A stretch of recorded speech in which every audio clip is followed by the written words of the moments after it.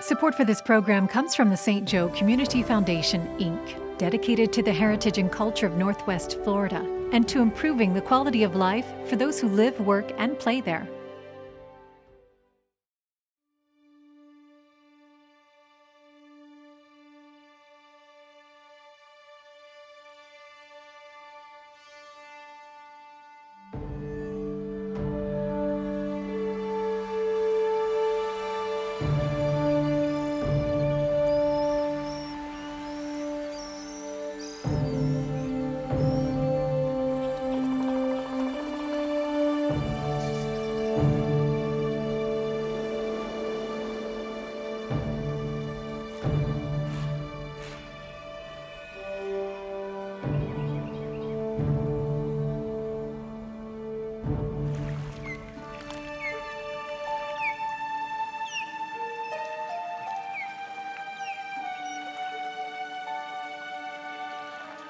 I'm an environmental filmmaker, and I've been documenting the coastal dune lakes in Northwest Florida for over 7 years.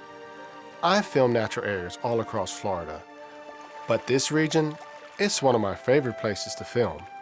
As you can tell, I'm standing in the middle of a creek. You may ask, what does a creek have to do with the coastal dune lakes? Or what's so important about a lake close to the coast? These are just a few of the questions I've unearthed while working on this documentary. Journey with us as we learn more about the coastal dune lakes in Northwest Florida and around the world.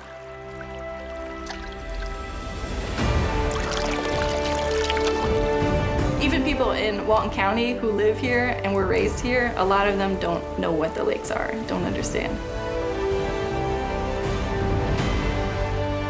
People see them, they see there's a lake as they drive by down 30A, and even fewer of those are inquisitive enough to ask us, like, why is there a lake so close to the beach? You drive over one after another. It just piques your curiosity, and you say, what are these? The dune lakes, first of all, extraordinarily beautiful, and they're unique to this region.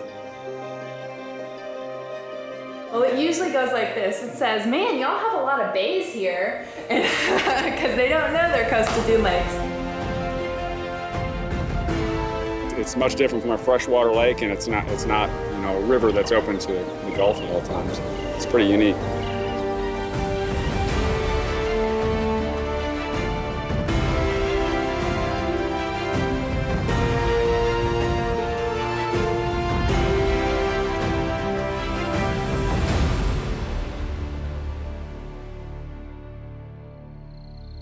What are coastal dune lakes?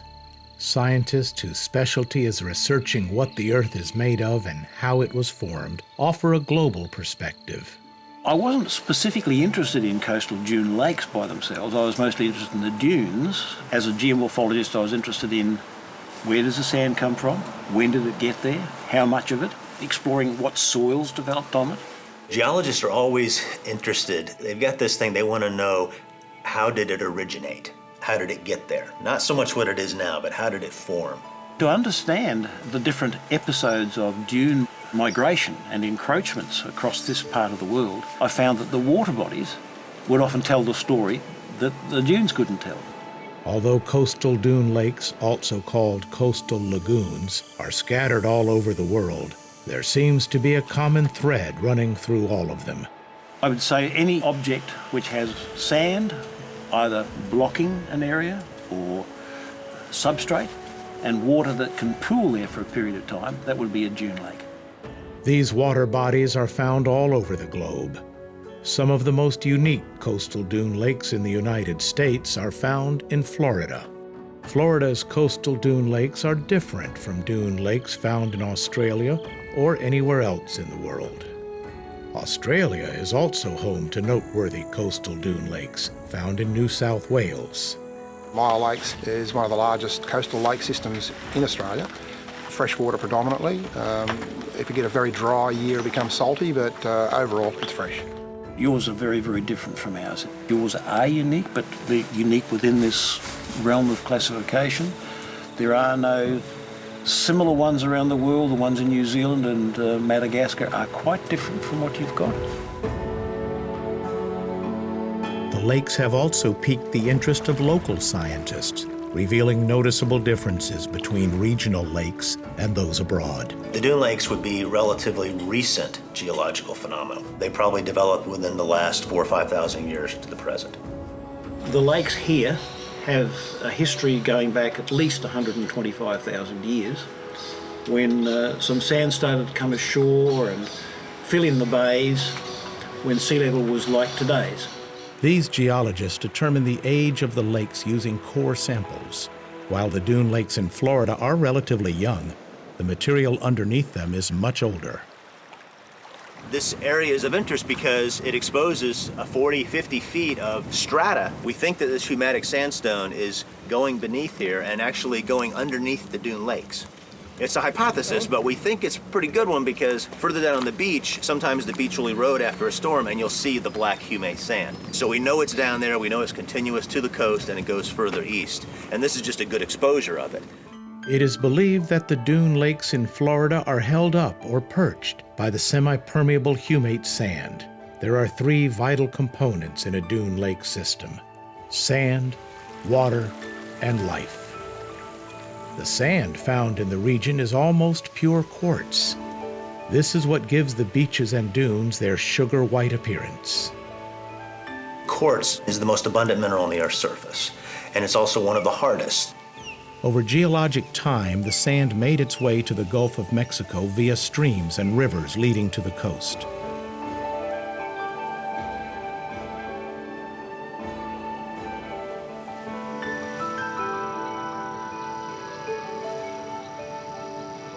The second piece needed for a dune lake is water.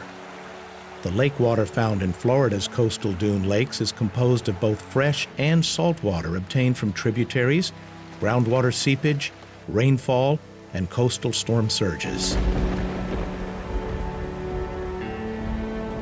The water generally has a light brownish color from tannins. Locals refer to it as pine straw tea, and that pine straw and leaves and organic materials drop into the lakes and stain it. It's basically tea. That's the natural color of the lake, and it's no dirtier than the Gulf or any other body of water. Although these lakes are primarily freshwater systems, this is subject to change at any time.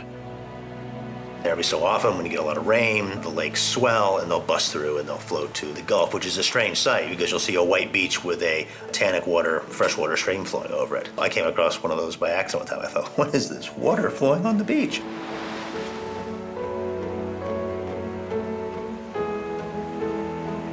When they open, with the runoff from the rains and waterways that travel down from the north into the south, the water bursts through the sand dune lines along the beaches, and it exchanges waters with the Gulf of Mexico. When the water bursts through the sand, it is known as a blowout or breakout. The channel that is formed between the lakes and the Gulf is known as the lake's outlet or outfall. Most outfalls meander to the Gulf through a creek located within a fan-shaped piece of sand known as the outfall plain. The drainage of the lakes and potential exchange with the Gulf continues until equilibrium is reached and the opening closes. The water flow isn't always Gulf-bound. Depending on tides and weather conditions, salt water from the Gulf may enter the lakes along with saltwater plants and animals.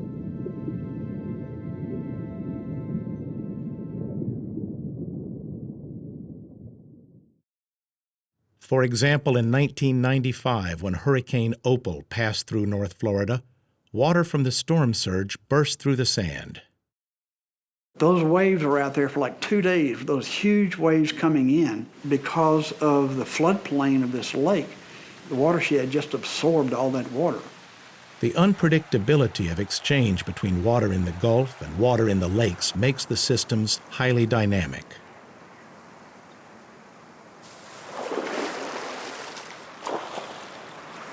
When that lake is on a routine basis of opening and closing, you can catch the primary saltwater, brackish water fish, but then when it gets highly freshwater, and we have a creek coming into our cove, so it can really freshen up quickly.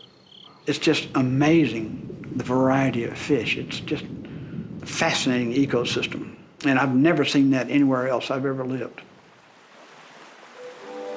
Sand and water are what make up a coastal dune lake. However, one more element is needed for a coastal dune lake system: life.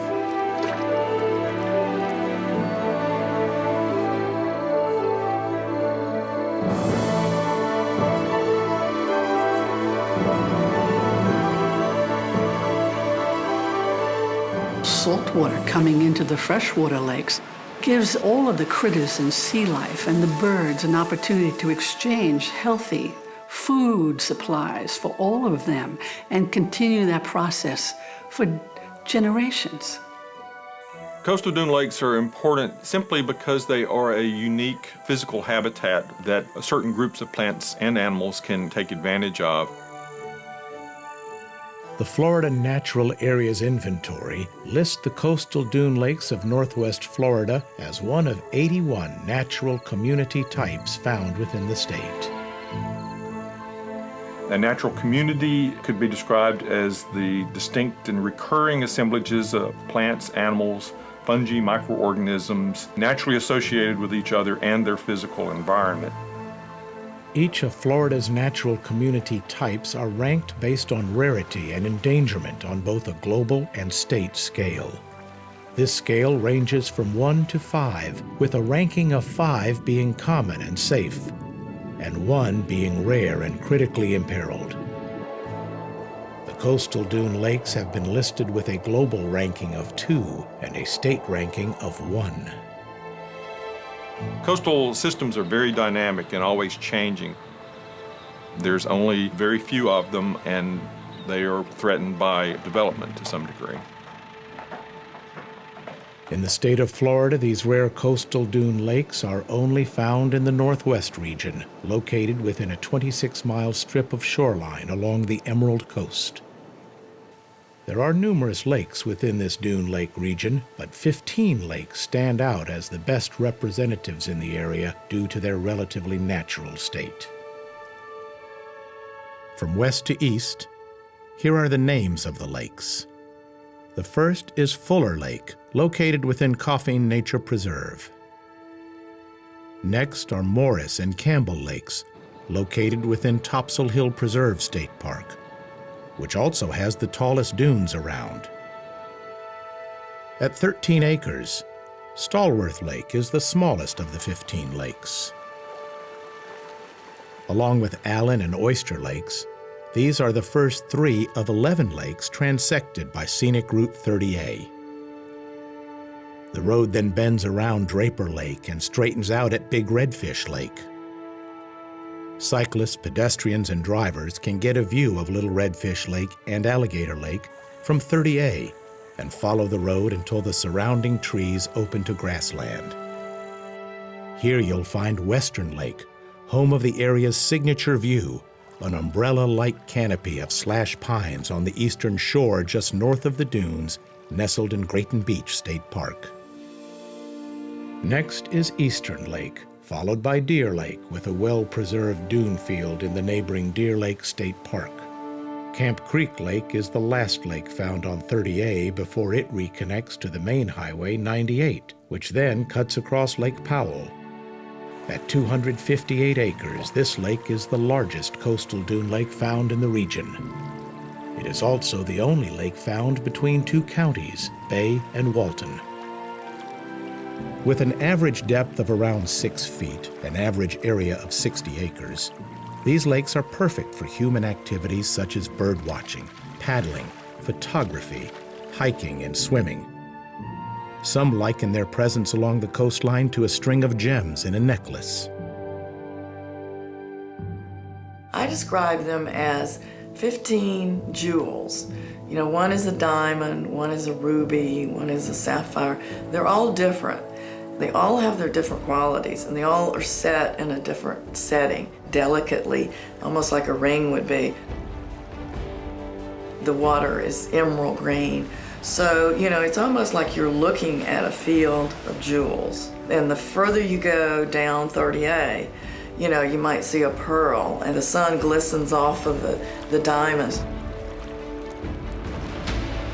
They're beautiful places, and they are very attractive for development. But fortunately for Florida, quite a few of the best examples are in public ownership, and we already have some really nice examples that are protected.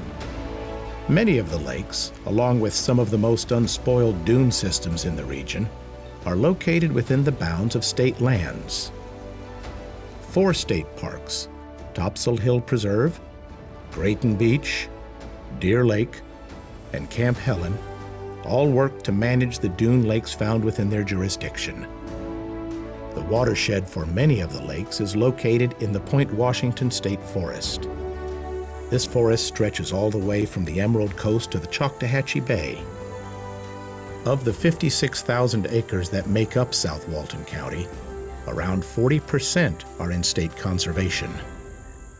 Very few other places elsewhere that have these lakes that sit right behind sand dunes or very close to the primary dune system.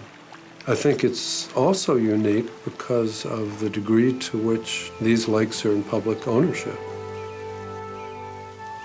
Along with the coastal dune lakes natural community itself, the Florida Natural Areas Inventory has identified several more community types surrounding the lakes. The community types that are found in South Walton close to the coast would be coastal dune lakes, maritime hammock, mesic flatwoods, wet flatwoods, scrubby flatwoods, scrub. And as you get further inland, you'd begin to see things like upland pine forest, sandhill, seepage slope, and communities like that. It's an incredibly diverse part of the state.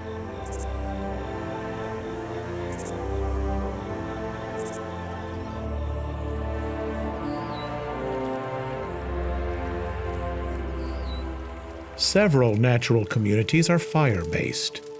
Sand pine is one such species that depends on fire. These plants need fire to reproduce in a lot of instances. Like a sand pine needs a stressor to open its cones. So here they get a stressor in the form of salt spray or fire. So they need a stressor to open those cones will stay closed and those seeds won't propagate. When we burn, we try to burn low and slow, kind of like you smoke your pork. You know, we try to do it nice and low and slow. Wet prairies are one of the many natural communities that require fire to thrive. Without fire to eliminate trees and large shrubs, some of the plants found within the system can't grow. There are also what botanists call heliophytes, a fancy word for sun-loving plants. Plants that really like that intense sun that you'll find in a community that doesn't have shade because there are no trees or shrubs for the most part. Like coastal dune lakes, wet prairies are globally imperiled.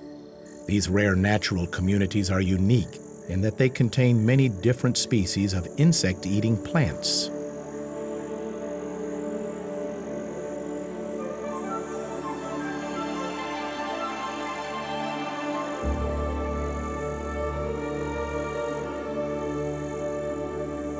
So here we're looking at a wet prairie. This is a mosquito's nightmare out here. There is lots and lots of plants growing up out of the ground that want to eat them and eat all sorts of bugs. And this is sundews, pitcher plants, butterworts are all carnivorous plants found in those types of habitats. The Western Panhandle, it has the densest concentration of carnivorous plants of anywhere in North America. So we're a very important part of the world when it comes to carnivorous plant species. Due to the wide variety of insects found in this habitat, carnivorous plants thrive. I always like to tell my tours, well, the coastal dune lakes are really important because they have this high diversity of bugs. And everyone's like, oh! Or they're like, really? It depends. You can really get a feel for the group when you talk about that. These insects attract animals further up the food chain, such as the rare and endangered Choctawhatchee beech mouse. And that brings me to another guy that lives up here. And he's a little endangered beech mouse. He's no bigger than this as an adult, weighs the equivalent of 2 nickels, but I call him the farmer of the dunes. They have a very big job. Beech mice are a subspecies of the old field mouse, which is a white-footed mouse. Over time, they lost their pelage colors. Their coats went more white. If you've ever seen like a hamster or any other rodent, they have pouches in their mouths and they stuff all this stuff in their food to take back to their burrow. Well, a lot of it falls out and a lot of it gets scattered when they're on the stems grabbing it. These guys are part of this dune system. They've adapted to dunes. They've adapted their food habits to take advantage of what's grown by dune habitats. They're part of the diversity of life in these really unique ecosystems. Over a period of time, the population of Choctawhatchee beech mice had whittled down to only 3 locations: Topsail Hill Preserve State Park, Grayton Beach State Park, and on Shell Island at St. Andrews State Park. The more populations you have, the better chances you have of the subspecies surviving a catastrophic event like a hurricane. Through a multi-agency effort, in 2005, beech mice were reintroduced to Deer Lake State Park and a conservation area in the neighboring Watersound community. They've been tracking there at Deer Lake and Watersound for several years now, and beech mice are doing well according to their tracking surveys.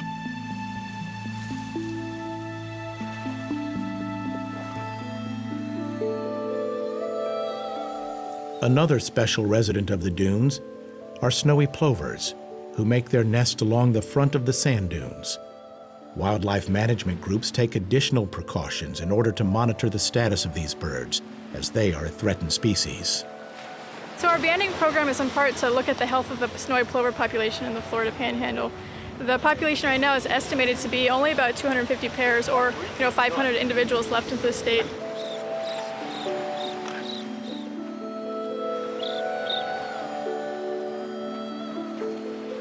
Those few birds are actually in smaller and smaller locations, so the nesting habitat is actually shrinking due to habitat loss from development and recreational pressures and things like that.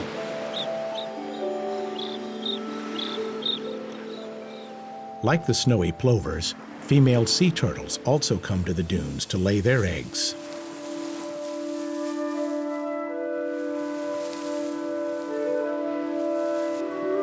A lot of these places that have coastal dune lakes have wonderful nesting habitat for sea turtles. Loggerhead and green sea turtles are highly endangered and particularly vulnerable to human activity. The South Walton Turtle Watch, a volunteer organization that monitors their activity, offers a few recommendations as to how you can help protect them. Keep lights that can be seen from the beach turned off. Use a red light emitting flashlight on the beach at night. Smooth out sandcastles, fill in holes, and take all your belongings with you when you leave the beach. As locals say, take only your memories, leave only footprints. Many of these efforts, such as taking your trash with you, help to keep the environment clean and safe for other species as well. We have lots of wildlife here. We've had bears here past couple years, lots of deer, rabbits, migratory birds come through here. A lot of shorebirds use our beaches, and especially where the outfalls from the lakes come out to the beach.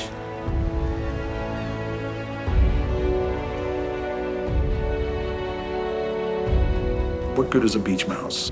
I've been asked that question many times by people throughout my career.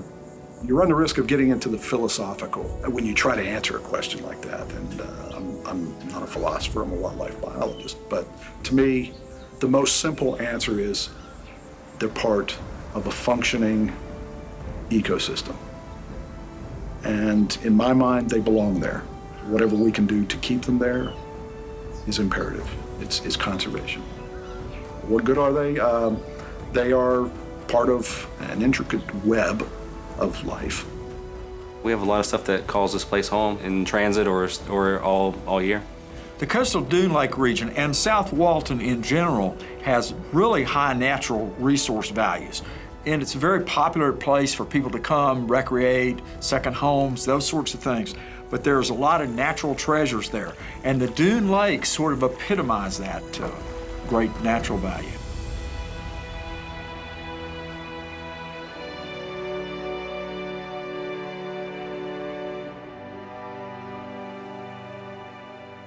The species that have most drastically altered dune lake systems are humans. The first humans in the region were Native Americans. Using evidence from midden mounds, archaeologists have determined that Native Americans used this area for fishing, hunting, and camping. Beginning in the 1500s, the Spanish were the first Europeans to arrive in Florida. Sailors and early explorers found creative names for locales in coastal dune country. Blue Mountain Beach was named for when the dunes were covered with the indigo flowers of the Gulf Coast lupine, and Topsail received its name from the resemblance of its tallest dune to a ship's sail. Attracted by the emerald waters, white sand dunes, and pristine lakes, people began to move to the area.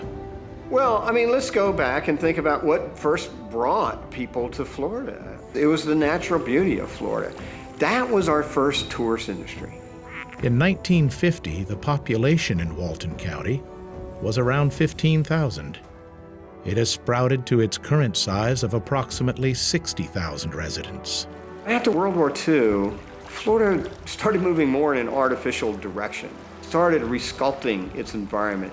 In the peninsula, particularly with dredge and fill projects and finger peninsulas or islands to build more houses, to draw more people to live down in Florida. After World War II, we began designing neighborhoods and cities with automobiles in mind. So the parking lots got bigger, the urban sprawl slowly began to creep over a period of decades. It was inevitable that these beautiful beaches, their snow white or pristine white sand, be discovered in the emerald waters as well.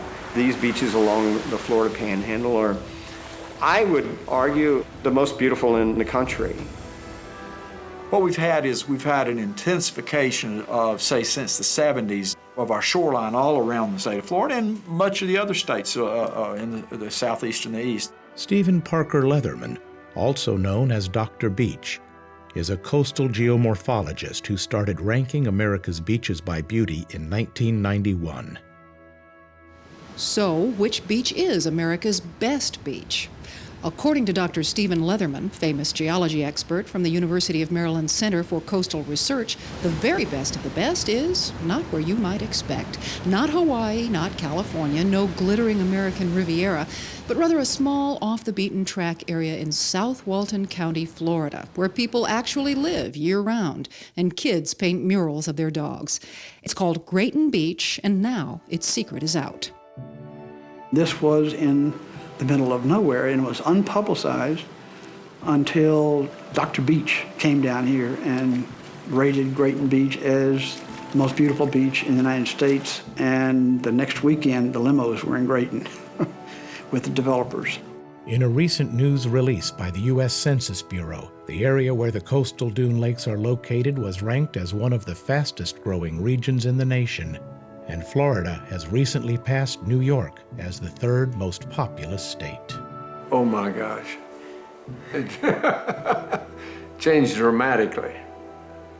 Obviously, the first thing you're going to say is the number of people, the traffic on the road, the developments all around. With a growing human population comes additional pressures on the natural area. Overdevelopment and improper management have altered many coastal dune lakes' ability to function naturally. You can go to Destin and you can go to Panama City, and on the way there, you'll see some remnants of old coastal dune lakes, which were completely developed. There are two to the west of us, Stewart and Horseshoe. I understand they both had beautiful outfalls at one time, but they unfortunately have become drainage ponds for development. Destin and Panama City also have lakes very similar to this, but they've made very different management choices. They have lakes which are freshwater lakes, and then they have a culvert that relieves them to the Gulf, but they don't have a connection that allows for exchange. So they have what probably were coastal dune lakes that functioned very much like ours, but now Walton County is the only place where the outfalls are unrestricted. There is continued pressure along the lakes for them to function in ways that best suit human needs. Yet, despite these difficulties, there are forces at work to preserve the lakes. The Choctawhatchee Basin Alliance focuses on education as one tool for lake preservation. Run out of the Northwest Florida State College, CBA is a nonprofit organization with a goal of promoting the health of the Choctawhatchee Basin, which includes the Dune Lakes. CBA breaks our work down into 4 main program areas: restoration, monitoring, research, and education. So within those 4 program areas, we do specific things on the coastal dune lakes related to each one. One of their educational programs on the coastal dune lakes is Dunes in Schools. This is a program for local middle schools offering information on coastal dune lakes and emphasizing hands-on education, such as planting sea oats on the dunes. So we're instilling a sense of place with them and really fostering a culture of stewardship for the watershed. CBA works in conjunction with the University of Florida's Institute of Food and Agricultural Sciences Extension Program to educate locals about exotic plants in the area. We're actually getting homeowners to sign up. They agree to have us remove invasives in their property, and we have a bunch of partners on that project. And then in that, it also supports the efforts of Choctawhatchee Basin Alliance's treatment of invasives on the coastal dune lakes. CBA also works to protect the lake by removing invasive plants and does monthly water quality tests on all the lakes. We have a program which is a monthly monitoring program that's done almost wholly by volunteers. Each month they go out there and they collect water samples. They're looking at water clarity, and then they're collecting basic water chemistry parameters, which include temperature, pH, dissolved oxygen, salinity, turbidity. The work that CBA conducts is utilized by many different organizations, including the Coastal Dune Lakes Advisory Board. The advisory board is a recommending board consisting of 7 members appointed by the Walton County Board of County Commissioners. In 2002, the county converted the Dune Lakes Task Force to the Coastal Dune Lakes Advisory Board to more fully deal with issues that involve the lakes. The advisory board has just become a place where the community can come, express their concerns, opinions, desires about the lakes. They also gather information for the county commissioners, establish things that they want to do that they think will help with the coastal dune lakes and preserving them. State parks, state preserves are gems, are jewels. They are preserved. They should not be touched. Look at our world today. The land that is getting fragmented and gone. Once you do it, it's gone. We have to stand up for our state parks and our preserves. We have something very special right here in Walton County that we've got to stand up for. The research done by CBA allows the board to provide accurate and science-based recommendations to the Board of County Commissioners. For us to have a resource like this in Walton County that doesn't exist anywhere else in the world, it's important that there is a citizen board similar to the Coastal Dune Lakes Advisory Board that's out there, looking out for the lakes and hearing people's concerns that can interact, interface between the public and the county government. Sometimes management of the dune lakes can be difficult for the local government. Attempts to manage the naturally occurring outfalls have proven to be a problem. It's a constant struggle with these outfalls because they meander all over the place. We get all kinds of calls, can't you do something about this water? We need to get to the beach. So we have that struggle going on too. We have to tell them, these coastal dune lakes have been here for thousands of years, and these outfalls are natural, and we can't block them up, we can't reroute them. In its comprehensive plan, Walton County has a policy in place for no construction or disturbance within 50 feet of an outfall. Some houses and other man-made structures are built very close to, or even within an outfall plain, affecting the natural flow of water. When we tinker with nature, we have created future problems for ourselves. We've created this vicious cycle of having to repair, restore, and fix. In order to try and reduce such problems, the county has established a 300-foot coastal dune lakes protection zone around the lakes. And within that protection zone, there are certain things you can do and there are certain things you cannot do. In times of crisis, the county has worked diligently to protect the lakes. On April 20th, 2010, the Deepwater Horizon oil rig exploded, and over the course of several months, spewed over 200 million gallons of oil into the Gulf of Mexico.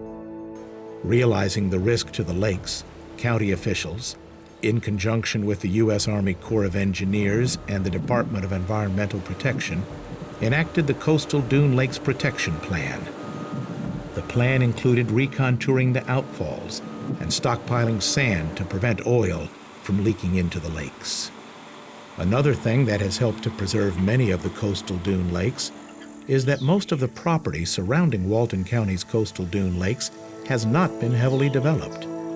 Instead, the land was either put into conservation or developed according to a different set of principles. Well, I was fortunate enough to inherit 80 acres of land from my grandfather, and so I had the luxury of being able to experiment slowly with a set of ideas about town building that had been neglected for 50 years or so. Seaside, Florida was founded in 1981. The town is considered to be the birthplace of new urbanism, an urban design movement that promotes walkable communities, open public spaces, and consciousness of place. Well, my vision actually was very much tied to this place and to this notion that every place that we develop as a human settlement ought to be rooted in a particular place. I think that those who have developed these new urbanist communities are obviously very conscious of the natural surroundings. Not just because they're natural surroundings, but they find something unique in these natural surroundings. And they learn to appreciate the indigenous, and instead of creating a completely artificial place of pastel colors and palm trees, they've really tried to place their communities within the existing natural environment. Seaside was the first of many new urbanist communities that have developed along the coastal Dune Lake corridor. Alice Beach, Rosemary Beach, Water Sound, and Watercolor are all master-planned communities utilizing concepts of new urbanism. My hope was that if we were successful in Seaside, we would show other people with property and development ideas that you could develop a place that was much more human-scaled, walkable, and family-friendly than these high-rises, which basically walled the beach off from the rest of the world and devalued the land away from the beach. Walton County had the benefit of being developed after all of the neighboring counties. So we were able to see what went right and what went wrong in, say, Panama City Beach. We were able to see what went right and what went wrong in Destin. And because this area was the last to be developed, fortunately, we were able to see that destroying these precious natural assets was not the way this community wanted to evolve. We have a 4-story height limit. There's only 2 condos and they're grandfathered in. We've limited the densities around here. People are building single-family homes, not high-rise condos. On a larger scale, the state of Florida has also done much to preserve the natural landscape in the Dune Lake region. In 1986, one of the most expensive real estate deals to date in the state of Florida took place. Development Group Incorporated of Houston, Texas, and Financial Savings Association of Red Hill, Pennsylvania, surged into Northwest Florida, powered by a $242 million land purchase. The companies, acting in unison as Emerald Coast Joint Venture, bought roughly 21,000 acres that included about 6 miles of undeveloped beachfront, including Topsail Hill, a tract the state had long-eyed as a potential park. The undeveloped land was a potential gold mine, and dazzling promises were made: a high-tech industrial park, glitzy resorts, a port on the Intracoastal Waterway, and an international jet port. This region would become an emerald city for the Emerald Coast. However, in 1987, Development Group Inc. failed to make payment on their loans, and the land was split into several different owners, causing their dream of being the next large development in Florida to shatter. In 1990, the Florida legislature passed the Preservation 2000 Act, a $3 billion land preservation fund dubbed the most ambitious land acquisition program in the United States. With recent funding for land acquisition, attempts to purchase the property for preservation began. And we started organizing people, citizens who shared an interest with us. And before long, we had some 1,300 people. In 1992, Florida's Conservation and Land Program, funded by Preservation 2000, ranked the Topsail property as one of the top 5 most important properties for purchase. Researchers had already deemed Topsail Hill as vital to preserve due to several rare and endangered species existing within the area. And so we started working on how we could get the state interested. And we looked at endangered species like the Choctawhatchee beech mouse and the red cockaded woodpecker. I hadn't heard of these before, but they were legitimate creatures that needed to be protected. A number of local citizens and organizations worked together to persuade the state to purchase the land.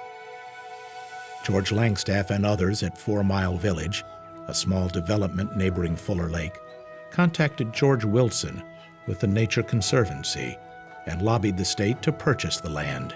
A team of us consisting of myself and people like George Wilson and 3 or 4 people from 4 Mile Village went to Tallahassee to talk a little bit with the governor and his cabinet about what was going on over here and what we thought could be done if the state would consider purchasing the property and turn it into a preserve and a wonderful place for Florida and the world to enjoy.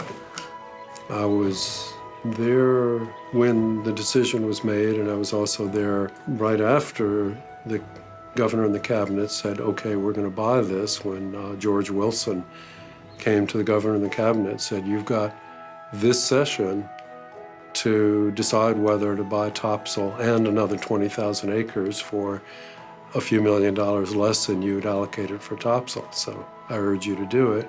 And they approved the effort to buy the property for the state, and I immediately called George Wilson, who was with 200 or 300 people over at Defuniac, to say they had the right to bid for the state in the auction that was coming up that day. On May 19, 1992, at an auction on the steps of the Walton County Courthouse, the Nature Conservancy, acting on behalf of the state of Florida, bought roughly 20,000 acres of land, including property that would become Topsail Hill Preserve State Park. We got in a car and rushed back over to Defuniac, and when I skidded into the parking lot there, hats in the air, there were several hundred of our friends over there cheering. It successfully purchased the property. And that was the origin of Topsail. Approximately 400 acres would become parts of Deer Lake and Grayton Beach state parks. The majority of the purchase would go on to form the present-day Point Washington State Forest, a 15,000-acre tract that protects the watersheds of most of the lakes.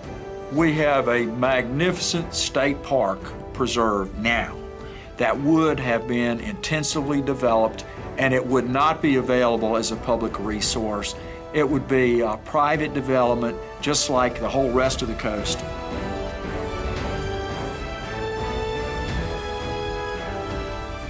A number of local business owners and residents see this as a positive for the region and the local economy. I think we owe a great deal of credit to the visionaries, the local pioneers, who sought to protect 40% of the land here. They sought to protect the natural resources. They sought to keep everything human scale by putting in a 50-foot building height restriction. And now we're enjoying the benefits of that. Much of the protected land and 11 of the coastal dune lakes can be seen from Scenic Route 30A. One of the points of the scenic highway designation is that a scenic highway enhances a traveler's journey. So, if you're going to enhance a traveler's journey, you need to keep it pristine and clean and agreeable. No billboards and lots of beauty to absorb and look at and share.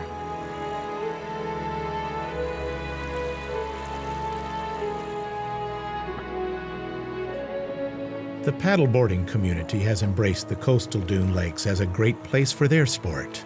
We found that our area is really one of the best places in the world to paddleboard. Definitely because of the coastal dune lakes. I mean, it affords us a variety of paddles on any given day. And it also gives us access to the Gulf, because there are days where we can leave this boathouse and we can paddle all the way out to the Gulf of Mexico at Grayton Beach. And it just really lends for just a memorable paddle. In 2013, the headquarters for the annual World Paddle for the Planet event was Lake Powell. The founder of the event, Bob Purdy, traveled from British Columbia, Canada to host the global marathon.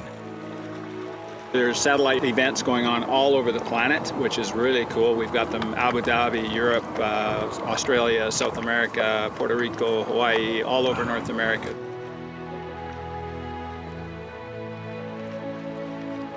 This is such a fitting place for World Paddle for the Planet because we're raising awareness for waterways, and this is one of the unique ones here in Florida. In this event, kayakers, canoers, and stand-up paddleboarders from all over the world paddled for 24 hours. I invited paddlers around the planet to pick a change, paddle for it, and then commit to it until it becomes reality.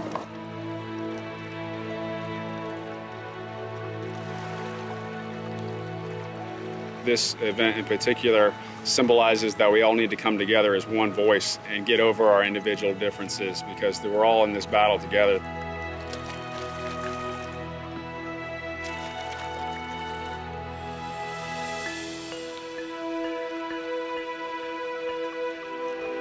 I've been doing about 4 laps now, and a lot of it I've been going by myself, and I've been thinking just that question: why am I paddling today? All I have to do is just listen to the water hitting my board, listen to my paddle going in the water, and know that what we're paddling for is life. Is our way of life, and for futures to come. It's important. It's really important. Like the participants from the World Paddle for the Planet event, many others also think that protecting this unique environment is essential. We've got this unique ability to focus on ecotourism as our primary driver. Once you've lost it, once you've paved that paradise, you can't get that back. One of the things I came to realize, and I've heard before, if you are truly a destination that markets ecotourism and nature-based tourism, you cannot allow the destruction or the diminishment of the resource merely for the convenience of the visitor or the residents, for that matter. These kinds of things have economic consequences, that we need to be protecting our natural resources, and that has natural resource values, and it also has economic value. The state would be well advised to not let it go away. And they're under tremendous pressure right now from all the other developers around this area who don't have a beach, who would like to have the topsail beach. And if you're not careful, state of Florida, you're going to lose this great treasure.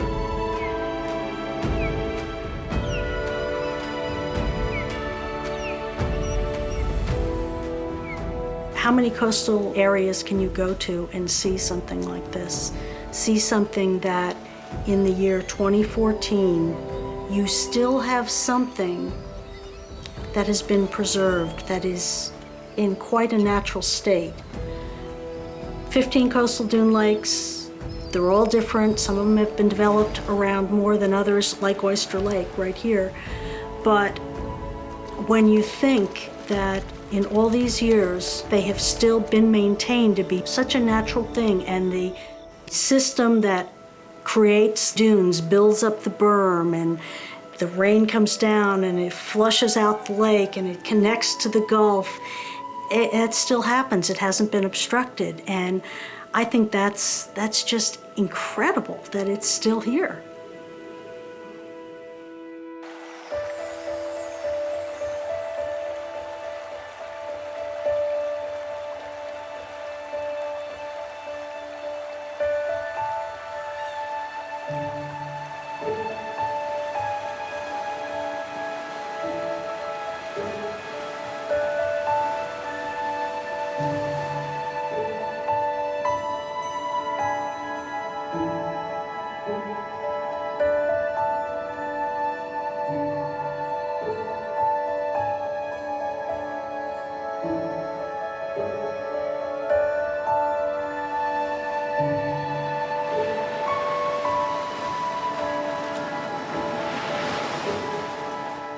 A dune lake for me is a place of peace.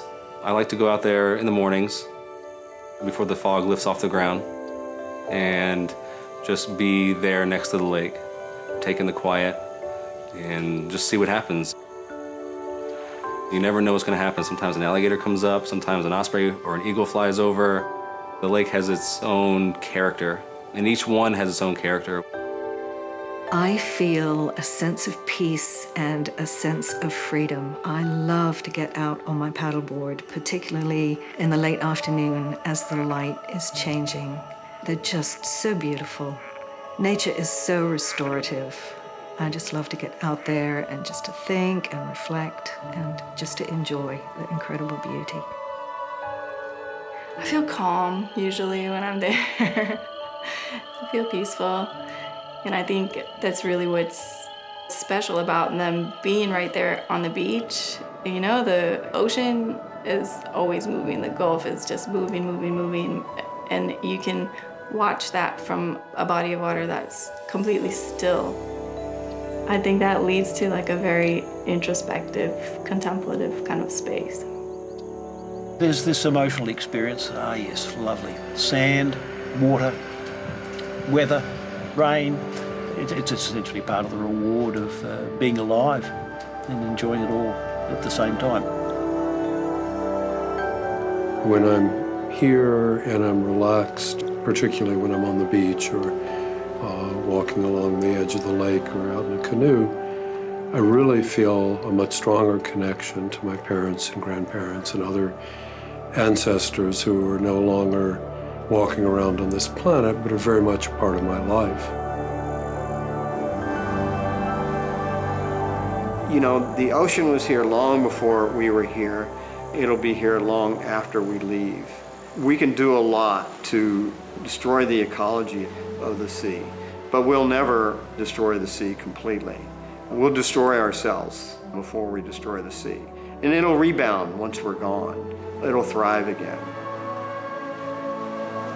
The beach is such an amazing place anyway because it changes. Every day it's different. It's like a canvas that changes every day. When I actually walk out on the beach and look out on the Gulf, it hits me that people thousands of years ago saw the same thing that I'm seeing now. It's the same sight for them, the same colors, same horizon, the same sounds.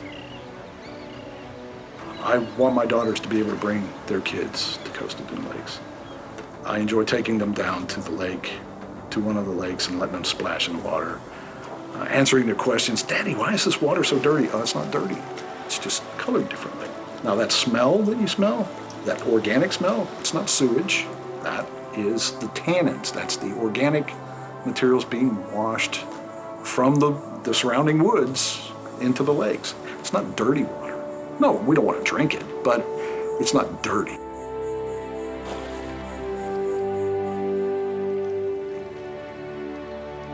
You don't go places and see that. You come here and you see it here. You may be attracted by the beach, but when you drive down 30A, you drive over one after another, it just piques your curiosity and you say, what are these? And then you realize, then you find out how rare they are and how lucky we are to have them here in Walton County. That's awesome.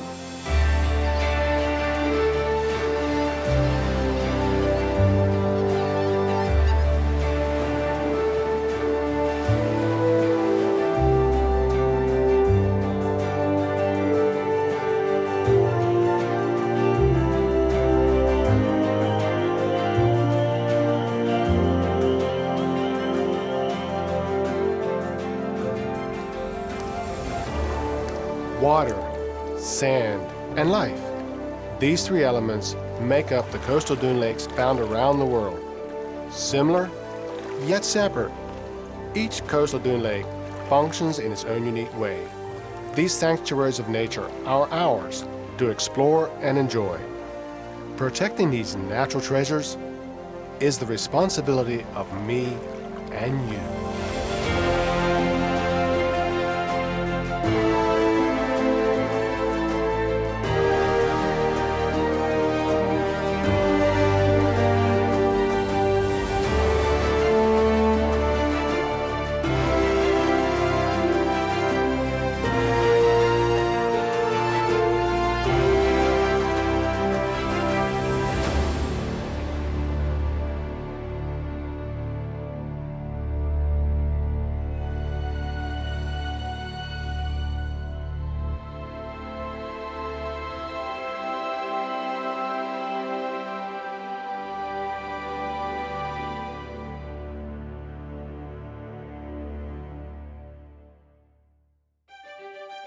Support for this program comes from the St. Joe Community Foundation, Inc., dedicated to the heritage and culture of Northwest Florida and to improving the quality of life for those who live, work, and play there.